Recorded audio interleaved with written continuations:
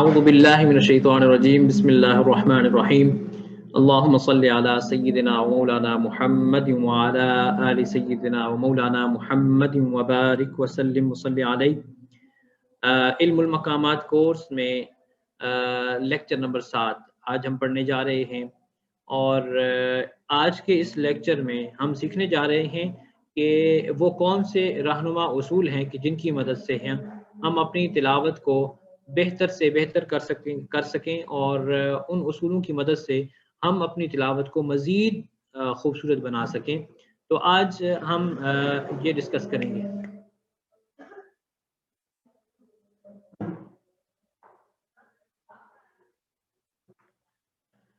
تلاوت سیکھنے کے رہنما اصول میں سب سے پہلے آپ کو 4 چیزیں ہیں جن پر آپ کو کسی حد تک مہارت ہونا ضروری ہے۔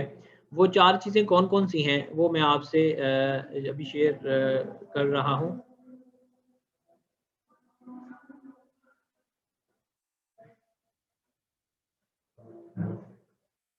سب سے پہلے تو آپ کی آواز بہتر ہو۔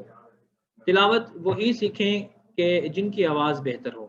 آواز اگر آپ کی کنٹرول دبی ہوئی ہے اور آپ کی آواز بند ہے، اوپن نہیں ہے، تو تلاوت بہتر طریقے سے آپ نہیں سیکھ سکتے، کیونکہ تلاوت میں آپ نے سب سے زیادہ آواز کا ہی استعمال کرنا ہوتا ہے۔ تو اگر آپ کے پاس آواز مناسب نہیں ہے، اور تقریباً یہ 90 یا 80% جو لوگ ہیں ان کی آواز جو ہے وہ نارمل ہوتی ہے، بہتر ہوتی ہے۔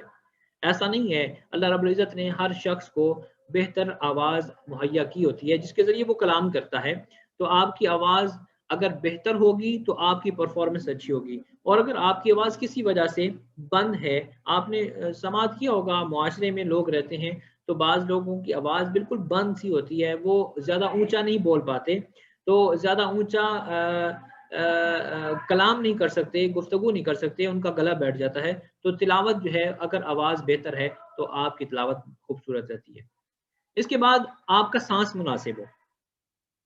کم سے کم جو سانس کی لیمٹ ہے وہ 35 سیکنڈ ہے۔ 35 سے 40 سیکنڈ تک کا جو سانس ہے اگر آپ کے پاس ہے تو آپ اپنی تلاوت کو خوبصورت سے خوبصورت بنا سکتے ہیں۔ آپ جواب اور جواب الجواب پڑھنے کے قابل ہو سکتے ہیں، کیونکہ آپ کو بہتر پرفارمنس دینے کے لیے سانس کی مدد ضروری ہوتی ہے، درکار ہوتی ہے۔ تو سانس اگر آپ کے پاس ہوگا تو آپ سلم کو جواب اور پھر جواب الجواب تک لے کے جا سکتے ہیں، اور آپ بہتر طریقے سے اپنے جو لہجہ ہے، جو سٹائل ہے، اس کو پرفارم کر سکتے ہیں۔ اس کے بعد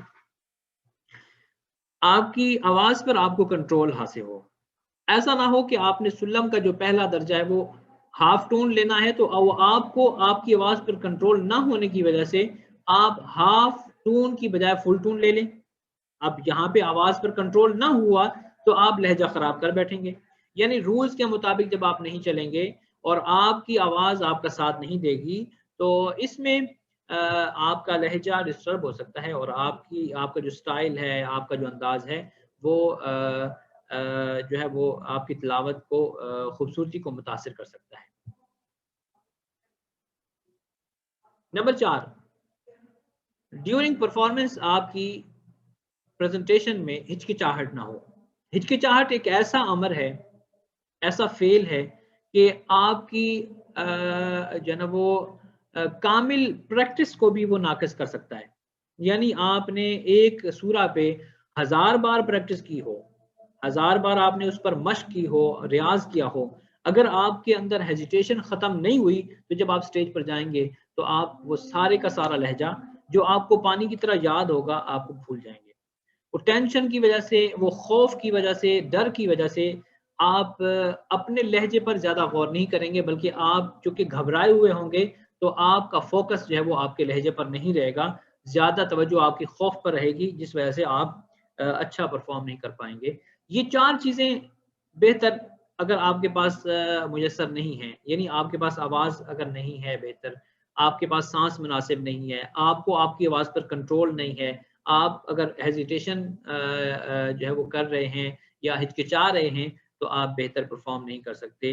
اگرچہ آپ کے پاس بہتر پریکٹس ہے، اگر پریکٹس آپ کی بہتر ہے پھر بھی آپ کو ان 4 چیزوں کا بہتر پرفارمنس کے لیے، ایک اچھی تلاوت کے لیے یہ 4 چیزیں ہونا ضروری ہوتی ہیں.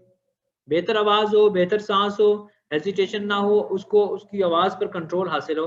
یہ بہترین تلاوت کی یہ جو ہے وہ خصوصیات ہے، بہترین قاری کی یہ خصوصیات ہے. تو ان 4 چیزوں کو مد نظر رکھیں کہ آپ یہ 4 چیزیں کیسے بہتر بنائیں. ان 4 چیزوں کو بہتر آپ پریکٹس سے کر سکتے ہیں. آپ آواز کی پریکٹس کریں، آپ سانس کی پریکٹس کریں، آپ اپنی آواز پر کنٹرول حاصل کرنے کے لیے پریکٹس کریں. وہ سلم جو ہے دو رے می فا سو لا سی دو، اس کی پریکٹس کریں، آپ کو آپ کی آواز پر کنٹرول آ جائے گا. ہچکچاہٹ کا تعلق آپ کے کانفیڈنس کے ساتھ ہے. اگر آپ کانفیڈنٹ نہیں ہیں اور آپ خوف لیے بیٹھے ہیں کسی بھی شے کا، ظاہر اسٹیج پر جا کے پڑھنا، پرفارم کرنا، بڑوں کے سامنے پرفارم کرنا انسان کو ایک طبی امر ہے کہ انسان جو ہے وہ ہچکچا جاتا ہے یا تھوڑا سا کیا کہتے ہیں ہیزیٹیشن لے لیتا ہے. تو اگر یہ چیز ہوگی تو بہتر پرفارمنس نہیں ہوگی. اور اس کا تعلق جو ہے وہ کثرت ریاض کے ساتھ ہے کہ ریاض اگر کریں گے تو یہ چیز ختم ہو جائے گی. اس کے بعد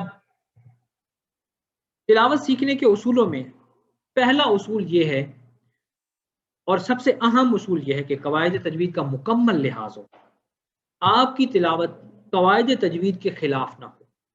اگر آپ سلم اور مقامات کو رٹ بیٹھے ہیں، آپ مقامات پر مشق بے بہا مرتبہ کر چکے ہیں، مگر قواعد تجوید آپ کے ناقص ہیں، تو آپ کی پرفارمنس اچھی نہیں ہے. کیونکہ قواعد تجوید اٹ سیلف قرآن کریم کی تلاوت کی خوبصورتی ہے. اگر تجوید اور قواعد جو ہے وہ متاثر ہو رہے ہیں، حروف کو آپ ان کے مخارج سے ادا نہیں کر رہے، حروف کو ناقص ادا کر رہے ہیں، ان کی صفات سے آپ ادا نہیں کر رہے، تو یہ خوبصورتی کم ہو رہی ہے. آپ بھلے مقام کرد کو پڑھتے رہیں، مقام بیات، حجاز، نہاوند کو پڑھتے رہیں، اس کی سلم کو فالو کرتے رہیں، قواعد تجوید حروف کی جو ہے ادائیگی درست نہیں ہوگی تو آپ کسی کو اپنی تلاوت سے محسوس نہیں کر سکتے. کیونکہ یہ بنیادی حسن ہے قرآن کریم کو تجوید کے ساتھ پڑھنا.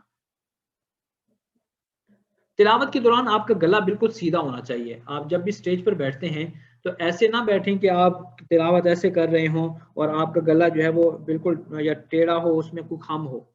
ایسے پڑھیں گے تو آواز درست اور صحیح سمت باہر نہیں نکلے گی. جب آواز کو راستہ ہی نہیں ملے گا نکلنے کا تو وہ ادائیگی جو ہے وہ متاثر ہوگی. تو تلاوت کے دوران آپ کا گلا بالکل سٹریٹ سیدھا ہونا چاہیے، نہ اونچا ہو نہ نیچے ہو. اس کے بعد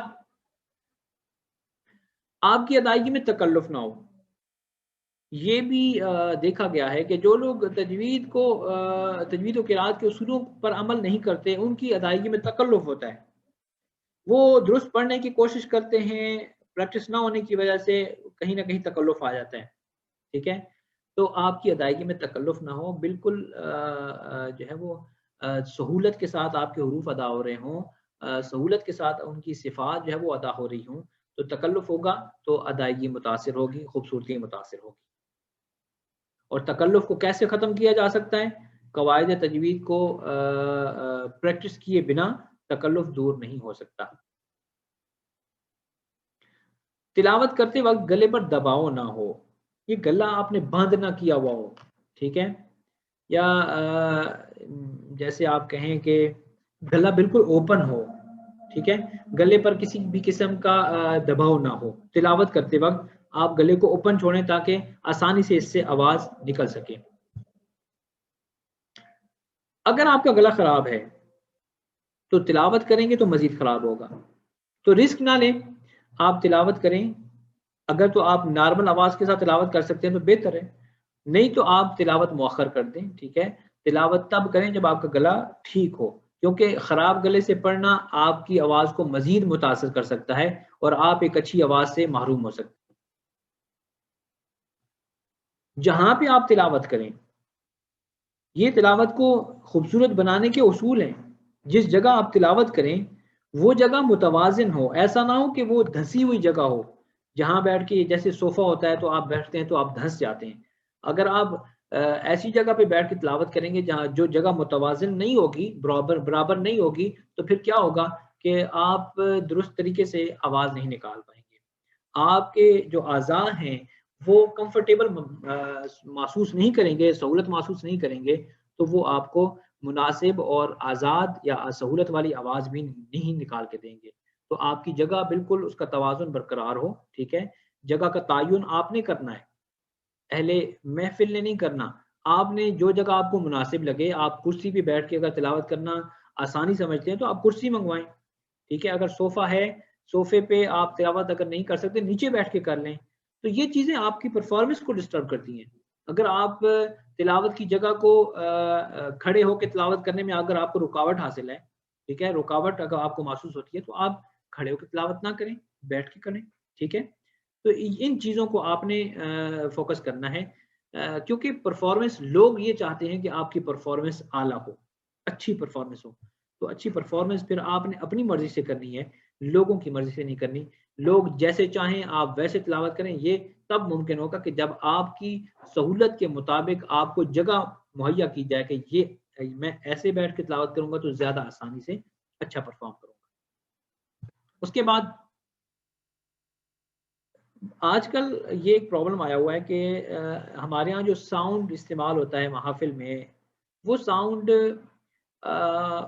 جو ہے وہ آپریٹ کرنے والے لوگ مناسب نہیں ہوتے ہیں، کہ وہ ان کو انداز پتہ نہیں ہوتا کہ کیسے کیسے ساؤنڈ آپریٹ کرنا ہے، تو وہ زیادہ گلا کھینچ رہا ہوتا ہے یا زیادہ آواز وہ نہیں کھولتے، جس وجہ سے قاری کو زیادہ زور لگانا پڑتا ہے۔ تو ساؤنڈ کا موافق ہونا بھی بہتر پرفارمنس میں ایک بہت اہم رول ادا کرتا ہے۔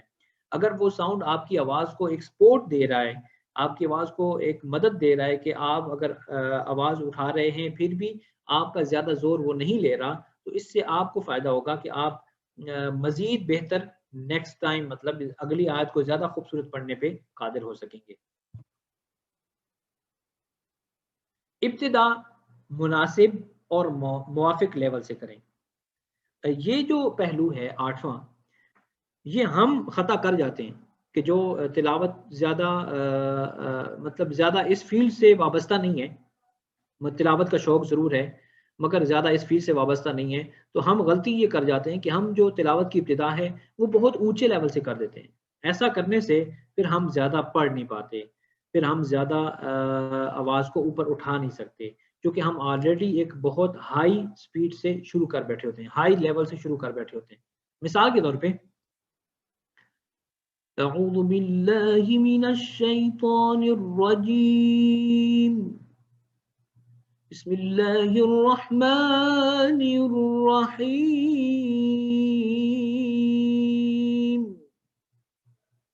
اب یہ بہت ہائی لیول ہے، میں اس لیول سے شروع کروں گا تو میں 2-4 آیات کے بعد میں سٹاپ کر لوں گا، کیونکہ اس کے بعد پہ میرا گلا اجازت نہیں دے گا کہ میں آگے مزید پڑھوں، ٹھیک ہے؟ آپ کو آپ کے لیول سے پڑھنا ہے، آپ کو مناسب لیول سے پڑھنا ہے، اس لیول سے تلاوت شروع کرنی ہے کہ جس لیول سے آپ گفتگو کرتے ہیں، آپ کلام کرتے ہیں، جیسے اعوذ باللہ من الشیطان الرجیم، بسم اللہ الرحمن الرحیم۔ اچھا، یہ میں نے بڑے بڑے قراء میں دیکھی ہے کہ وہ یہ کام جو ہے وہ ان کے کنٹرول میں نہیں ہوتا، کہ وہ تلاوت ہائی لیول سے کر جاتے ہیں۔ چلے وہ ان کی چونکہ پریکٹس ہوتی ہے تو وہ اس کو کنٹینیو بھی کر سکتے ہیں، وہ مزید بھی اپنی آواز کو استعمال کر سکتے ہیں، مگر یہ کہ جس کے پاس آواز اگر لمیٹڈ ہے کہ وہ 15-20 منٹ سے زیادہ تلاوت نہیں کر سکتا، تو پھر اس کو چاہیے کہ پھر وہ اپنی تلاوت کی جو ابتدا ہے وہ موافق لیول سے کرے، مناسب لیول سے کرے، ٹھیک ہے؟ آواز کا مناسب استعمال کرنا، ٹھیک ہے؟ گلے کا استعمال اور آواز کا استعمال یہ دو الگ چیزیں ہیں، ٹھیک ہے؟ اگر آپ آواز کا استعمال مناسب کریں گے تو آپ زیادہ دیر پڑھ پائیں گے، زیادہ اچھا پڑھ پائیں گے۔ اگر آپ اپنی آواز کے ساتھ ساتھ آپ اپنے گلے کو بھی استعمال کریں گے، اور گلے سے مراد یہ ہے اگر آپ نے اوپر والا لیول پڑھنا ہے، ٹھیک ہے، تو اس کے لیے ضروری نہیں ہے کہ آپ نے زور لگانا ہے، ٹھیک ہے؟ اوپر والا لیول میں مثال کے طور پہ آپ کے سامنے پڑھتا ہوں، دو رے می فا سو لا سی دو۔ اب میں دو جواب تک پہنچ گیا ہوں، مگر میری آواز کی جو والیوم جسے آپ کہتے ہیں، والیوم جو تھا وہ ایک ہی رہا ہے. جو میں نے والیوم میرا 2 پہ تھا وہی 2 جواب پر جا کے وہی رہا ہے. تو یہ آواز کا استعمال آپ آواز کے درجات کو ضرور ادا کریں، ضرور پڑھیں، مگر آپ نے اپنے گلے کو تکلیف نہیں دینی. ٹھیک ہے، گلے کو، ظاہر ہے مائک آپ کے سامنے ہے تو آپ کو کیا ضرورت ہے کہ آپ زیادہ زور لگا کے پڑھیں. آپ ضرور اپنے درجات کو ضرور ٹچ کریں کہ آپ ایک درجہ، دوسرا، تیسرا.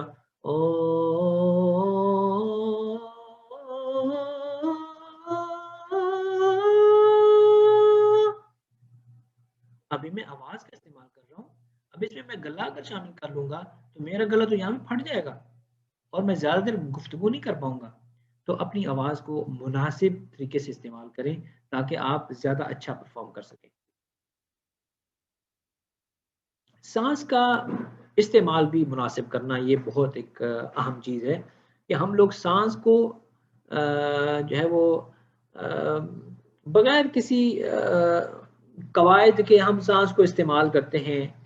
مطلب جس جگہ پہ سانس خارج کرنے کی ضرورت نہیں ہوتی ہم وہاں پر بھی خارج کر رہے ہوتے ہیں. ٹھیک ہے، آپ کو پتا ہے کہ مطلب جو حروف محموسہ ہیں ان کی ادائیگی میں سانس خارج ہوتا ہے، تو ہم لوگ بالکل ہی وہ شجرہ، اب شین کی ادائیگی میں سارا آپ نے جو پھیپھڑوں سے سانس جو آپ کا تھا آپ نے نکال دیا. تو پھر آپ اگلا لفظ کیسے پڑھیں گے؟ تو سانس کا بھی آپ نے مناسب استعمال کرنا ہے تاکہ آپ زیادہ سے زیادہ آیات پڑھ سکیں یا لمبی سے لمبی آیات بھی آپ ایک سانس میں پڑھ سکیں. عربک ایکسنٹ کا استعمال یہ ایک خوبصورت تلاوت میں بڑا اہم جو ہے اس کا رول ہے. ہم لہجات کو فالو کرتے ہیں مگر ہمارے لہجات میں عربی انداز نہیں ہوتا. عربی انداز اپنانے جیسے جیسے حدیث پاک میں ہے، رسول اللہ صلی اللہ علیہ وآلہ وسلم نے ارشاد فرمایا کہ اقرأ القرآن بلحون العرب واصواتها، کہ قرآن کریم کو عرب کے لب و لہجہ اور آوازوں میں پڑھو. عرب کے انداز کو بھی اپناؤ، عرب کی آوازوں کو بھی اپناؤ. ٹھیک ہے، عرب کے الحان کو بھی اپناؤ.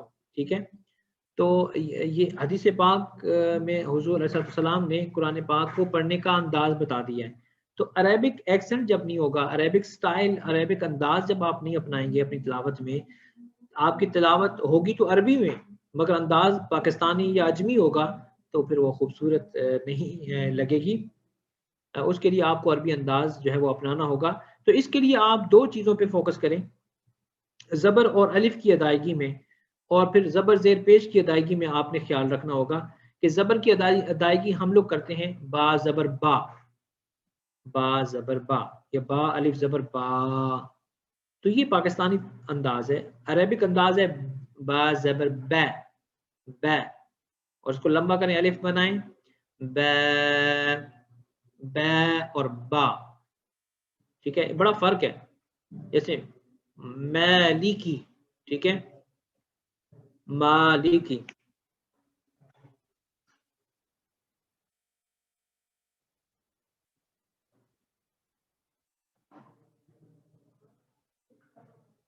مالکی. اب مالکی ہم پڑھیں مالکی یوم الدین، بڑے میں لہجے میں پڑھ رہا ہوں گا مگر چونکہ انداز میرا پاکستانی ہے، مالکی یوم الدین نہیں، مالکی یوم الدین. زبر اور الف کی ادائیگی میں آپ نے خیال کرنا ہے، ب، ت، ث، ح، د، ذ. ٹھیک ہے، اور زبر زیر پیش جو ہے جیسے الحمدللہ، الحمدللہ نہیں، یہ بھی ایکسنٹ ہے، الحمدللہ، یہ پاکستانی انداز ہے. الحمدللہ ہی، حاضر ہی، حاضر ہے نہیں ہے، الحمدللہ رب العالمین. ٹھیک ہے، تو عربک ایکسنٹ میں تلاوت کرنا یہ جو ہے کہ لازمی امر ہے، لازمی جزء. یہ وہ تلاوت سیکھنے کے رہنما اصول تھے کہ جن کی مدد سے ہم تلاوت کو مزید بہتر کر سکتے ہیں. اب ہم ان چیزوں کو پڑھتے ہیں کہ جو ہماری آواز اور گلے کے لیے مضر اشیاء ہیں.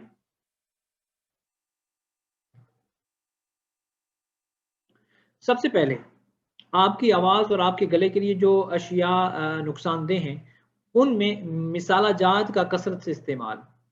अगर आप पाकिस्तान और इंडिया के रहने वाले हैं, ठीक है, या ये जो बरसगीर पाक व हिंद या बांग्लादेश है या नेपाल है, इस खित्ते के रहने वाले हैं, तो आप ये याद रखें कि हम लोग चूँकि कसरत से मसाला जात इस्तेमाल करते हैं, चटपटे खाने, ज़्यादा मिर्च वाले खाने, ज़्यादा मसाला जात वाले खाने, तो ये आपके गले को बहुत ज़्यादा मुतासिर करते हैं। तो अगर कसरत से मसाला जात खाने वाले हैं, तो आप फिर ये शिकवा ना करें कि आपका गला ख़राब रहता है या आपकी आवाज़ मुतासिर रहती है।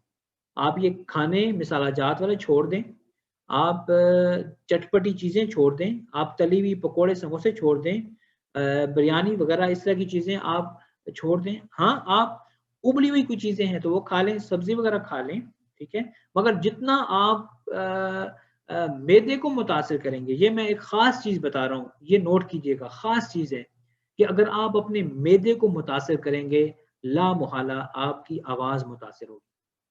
क्योंकि मैदे में जो गैसेस पैदा होती है ना मसाला जात की वजह से, उन्होंने फिर आपके गले को मुतासिर करके ही निकलना होता है बाहर। उन्होंने आपके गले को मुतासिर करके बाहर निकलना होता है, ठीक है? जब आपको डकार वगैरह आते हैं तो वो फिर आपके गले से ही बाहर निकलता है, तो वो गैस जो है वो आपके गले को नुकसान देकर बाहर निकलती है। तो अगर आपका मैदा खराब है तो आपकी आवाज़ और गला दोनों खराब होंगे। दूसरी चीज़, नशा करने के जो ज़राए हैं, मशरूबात हों, वो जैसे ये अब मैं तो अल्कोहल से मुतालिक मैं बात कर रहा हूँ। इसके अलावा जो कोल्ड ड्रिंक्स हैं वो भी आपके गले को मुतासिर करती हैं। वो नशा तो नहीं है मगर वो चूँकि उनमें सोडा या इस तरह की जो सख्त चीज़ें हैं वो आपके गले को मुतासिर करती हैं। तो इन चीज़ों का इस्तेमाल वो मुनासिब नहीं है कारी के लिए या ऐसे शख्स के लिए कि जो तिलावत करने का ख़्वाहां हो। सिगरेट नोशी आपके गले को मुतासिर करती है। थकावट और नींद की कमी, ये भी आपके गले को शदीद नुकसान पहुंचाती है। अगर आप परफॉर्मेंस देना चाह रहे हैं, अच्छी परफॉर्मेंस देना चाह रहे हैं, किसी महफिल पे जाके तिलावत करना चाह रहे हैं और आप थके हुए हैं, सफ़र की थकावट है, नींद पूरी नहीं है, तो आप बेहतर परफॉर्मेंस नहीं दे सकते। चूँकि जब तक आपका माइंड फ्रेश नहीं होगा, आप बेहतर तरीके से लहजा नहीं निकाल पाएंगे, लहजा नहीं अदा कर पाएंगे। ठंडा पानी और कोल्ड ड्रिंक्स ये नुकसानदेह हैं, गले को शदीद मुतासर करते हैं, इनसे आप परहेज करें। उसके बाद गुबार, गर्द से भरा हुआ माहौल, धुआं हो, इसमें मट्टी हो, फ़ज़ा में आलूदगी हो, ये आपके गले को शदीद मुतासर करते हैं। तो इन अशिया से आप परहेज करेंगे ताकि आपका गला मुतासर ना हो। रश, गैस से भरपूर माहौल, ठीक है? ऐसी जगह पर आप हैं जहाँ पे कसरत से लोग मौजूद हैं, तो वहाँ जहाँ पे कसरत से लोग होंगे वहाँ पे भी आपका दम घुटेगा, ठीक है? वहाँ पे भी आप अगर जाएंगे और सांस लेंगे तो आपको जो है वो रुकावट महसूस होगी सांस लेने में भी। तो आप रश वाली जगह से परहेज करें, ठीक है? अगर आपने परफॉर्मेंस देनी है तो रश वाली जगह पे ना जाएं ताकि आपका तनफ्फुस जो है, जो सांस है, वो उसमें कोई रुकावट ना हो। हद से ज़्यादा ज़ोर लगाना, परफॉर्मेंस के दौरान हद से ज़्यादा ज़ोर लगाना, ये भी आपकी तिलावत को मुतासिर कर सकता है, आपके गले को और आपकी आवाज़ को मुतासिर कर सकता है। ज़्यादा मोटापा या ज़्यादा कमज़ोरी, इससे भी गला आपका जो है वो नुकसान पहुँच सकता है, गले को, आवाज़ को नुकसान पहुँच सकता है। फिर इत्र या परफ्यूम की तेज़ खुशबू, इत्र या परफ्यूम की तेज़ खुशबू आपको मुतासिर कर सकती है।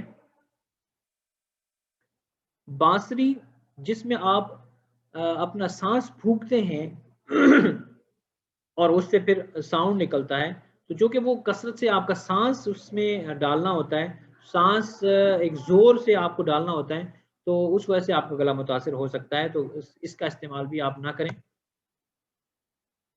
फिर ज्यादा शुगर वाली अशिया, चाहे मिठाई हो या कुछ भी हो, जिसमें ज्यादा शुगर हो, जिसमें ज्यादा मिठास हो, वो चीजें भी, शहद के अलावा शहद को छोड़ के बाकी जो चीज़ें मीठी हैं, जो आर्टिफिशियल्स हैं, उनका अगर आप कसरत से इस्तेमाल करेंगे और अगर आप शुगर से लगाव रखते हैं तो आपकी तिलावत में जो है वो कमज़ोरी आ सकती है, क्योंकि शुगर बलगम को पैदा करती है और बलगम आपकी सांस में और आपकी आवाज़ में जो है वो गले पे चिस्पा हो जाती है, तो वो बेहतर तरीके से आपको परफॉर्म नहीं करने देती। ये वो चीज़ें थी कि जो आपके गले और आपकी आवाज़ को मुतासर कर सकती हैं। तो आप इनसे जो है वो अपने आप को बचाएं, इनसे परहेज़ करें ताकि आपका गला कभी ख़राब ना हो। किसी भी लम्हे आपको परफॉर्मेंस देनी पड़ती है तो आप खुश आवाज़ी के साथ और बेहतर तरीके से परफॉर्म कर सकें।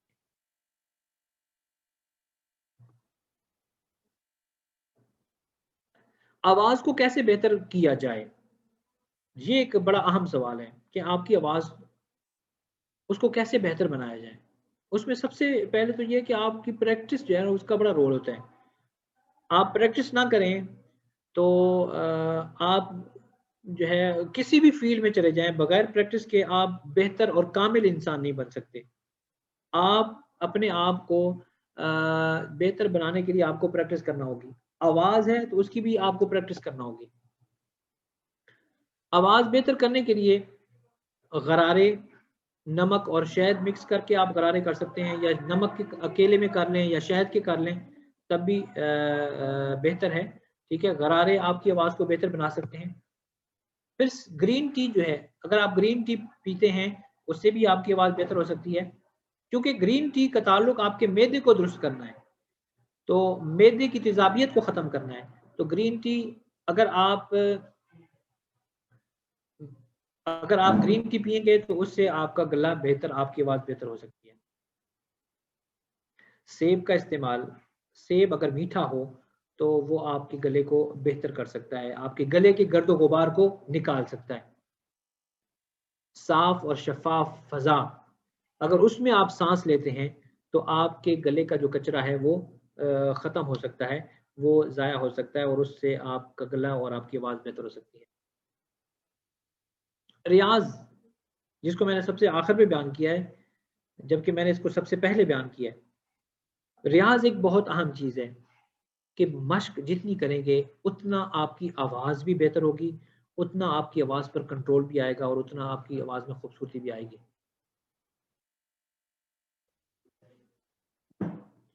मुनासिब नींद, ये पहले बयान हो चुका है कि अगर नींद आपकी मुनासिब होगी तो आपकी ऑटोमेटिकली आवाज़ जो है वो आपके गुफ्तगू से ही आपको पता चलेगा कि वो खूबसूरत आवाज़ निकलेगी।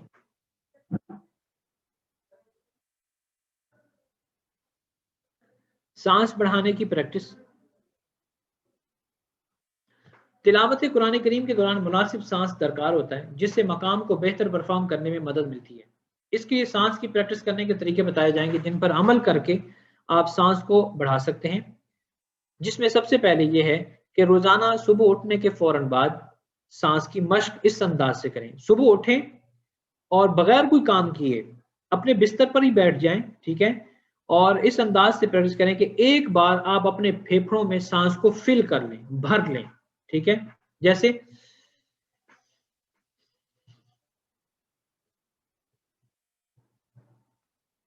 उसके बाद आप जब सांस फिल कर लेंगे अपने फेफड़ों में तो सांस को रोक लें, सांस को इतना रोक लें कि जितना आपकी इस्तिताअत है। अब आपको फील हो कि अब मैं मजीद सांस रोक नहीं सकूंगा, मजीद जो है वो तनफ्फुस जो है वो बहाल नहीं रह पाएगा, मुझे अब हर हाल में सांस लेना है, तो फिर आप सांस को इस अंदाज से बाहर खारिज करेंगे कि सांस जो है वो बिल्कुल मामूली सा आहिस्तगी से आपने सांस को निकालना है। इससे आपके फेफड़ों में आप सांस बढ़ाने की जो है वो या सांस को लंबा करने की जगह बनेगी, सांस की जगह बनेगी आपके फेफड़ों में। अगर आप सांस को रोक के चंद सेकंड जो है वो आप 30-35 सेकंड 40 सेकंड तक रोक के रखेंगे तो आपके फेफड़े जो है वो मजीद जगह बनाएंगे सांस के लिए, ठीक है। ये रोजाना मश्क करें, सुबह उठने के बाद 5 मरतबा आप रोजाना कर लिया करें तो आप महसूस करेंगे कि आपका सांस जो है इम्प्रूव हो रहा है। प्रैक्टिस, सांस बढ़ाने के लिए प्रैक्टिस भी एक बहुत अहम रोल है कि प्रैक्टिस करेंगे, मतलब आयत एक इख्तियार कर लें, उसका कुछ हिस्सा पहली दफ़ा पढ़ेंगे, अगली दफ़ा कोशिश करें तो थोड़ा हिस्सा आप मज़ीद उसके साथ अटैच कर लेंगे, तो आहिस्ता आहिस्ता आप सांस जो है वो आप प्रैक्टिस से भी बढ़ा सकते हैं। रोज़ाना आधा घंटा रियाज़ करें, जिससे सांस में जो है ना वो तवालत आ सकती है, सांस बढ़ सकता है रोज़ाना आधा घंटा की प्रैक्टिस से। मगर प्रैक्टिस भी छोटी-छोटी आयात पर ना करें, आप तवील आयात पर, लंबी आयात पर प्रैक्टिस करें। पुरफ़ज़ा मकाम पर जाकर जहाँ हवा साफ़ और शफ़ाफ़ हो, वहाँ सांस को फेफड़ों में भर के लफ्ज़ अल्लाह को अपनी नॉर्मल आवाज़ से पुकारें। उस वक़्त तक अपनी आवाज़ से, अपने सांस से लफ्ज़ अल्लाह को पुकारते जाएँ जब तक आपका सांस बरकरार है। ठीक है? इससे भी सांस में तवालत आएगी। जैसे मैं आपको करके बताता हूँ। अल्लाह,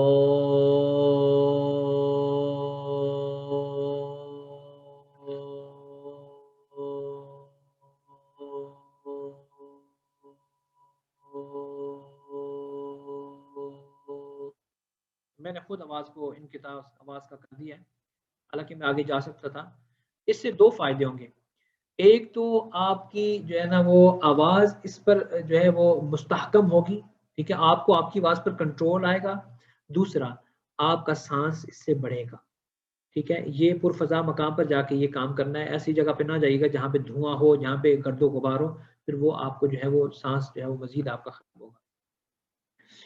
वॉक करें साफ़ हवा या खुले ग्राउंड में, और वॉक के दौरान साँस नाक के ज़रिए लें और मुँह के ज़रिए ख़ारिज करें। इससे भी सांस जो है वो बढ़ सकता है या सांस में इजाफा हो सकता है।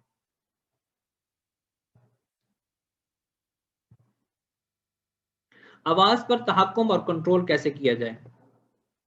आवाज पर कंट्रोल के लिए आपको जो सुल्लम है उस पर प्रैक्टिस करना होगी, ठीक है?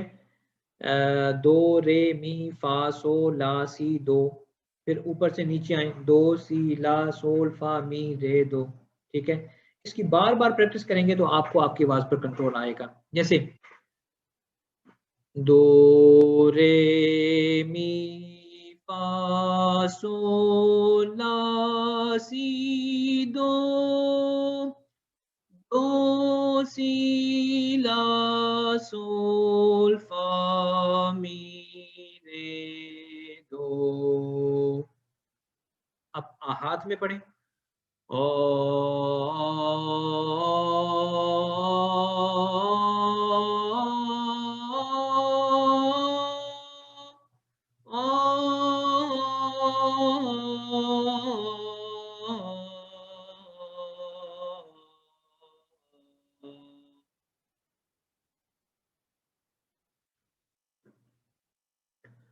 जैसे अब ये तो जो मैंने स्लो मोशन में पढ़ा है,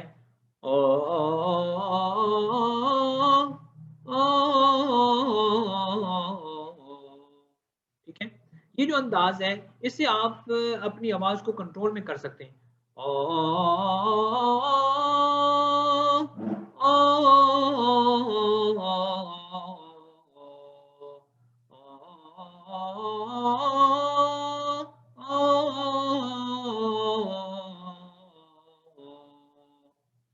जी, आवाज़ पर तहक्कुम और कंट्रोल का तरीका आपके सामने मैं पेश किया। अगर आप सुल्लम पर प्रैक्टिस करेंगे तो आप अपनी आवाज़ को जो है वो बेहतर तरीके से कंट्रोल कर सकते हैं और अपने लहजात को अच्छे तरीके से परफॉर्म कर सकते हैं। ये था आज का हमारा लेक्चर, जिसमें हमने इल्मुल मकामात कोर्स में जो तिलावत सीखने के रहनुमा उसूल थे उनको डिस्कस किया। उम्मीद करता हूँ कि अल्लाह रब्बुल इज़्ज़त इन उसूलों पर हमें अमल पैरा होने की तौफीक दे, ताकि हम कुरान करीम को बेहतर तरीके से पढ़ने पर कादिर हो सकें। अगर आज के लेक्चर से मुताल्लिक कोई क्वेश्चन है तो आप ग्रुप में सवाल कर लें, ठीक है? तो ग्रुप में सवाल करने से जो है वो एक तो ये होगा कि मैं ग्रुप में ही उसके आंसर कर दिया करूँगा, ठीक है? ताकि सबका फ़ायदा हो जाए। और फिर अगर मुनासिब कहेंगे, समझेंगे, तो नेक्स्ट क्लास में भी उनको भी एंटरटेन कर लिया जाएगा। आज के लेक्चर से मुताल्लिक या पिछले जो लेक्चर्स गुजरे हैं उनसे मुताल्लिक कोई आपका क्वेश्चन हो तो आप ग्रुप में ज़रूर शेयर कर सकते हैं। मैं इंशाअल्लाह ग्रुप को 1 आध घंटे के लिए ओपन करूँगा ताकि आप अपने क्वेश्चंस कर सकें। आज के लेक्चर को यहाँ पे क्लोज करते हैं। इंशाअल्लाह नेक्स्ट वीक फिर हम अपने अगले मकाम के साथ हाजिर होंगे, जो मकामात शर्किया में पहला मकाम होगा, और वो होगा इंशाअल्लाह मकाम रस्त। मकाम रस्त को तफसील के साथ पढ़ेंगे। आज के लेक्चर हम यहाँ पे इख्तिताम करते हैं।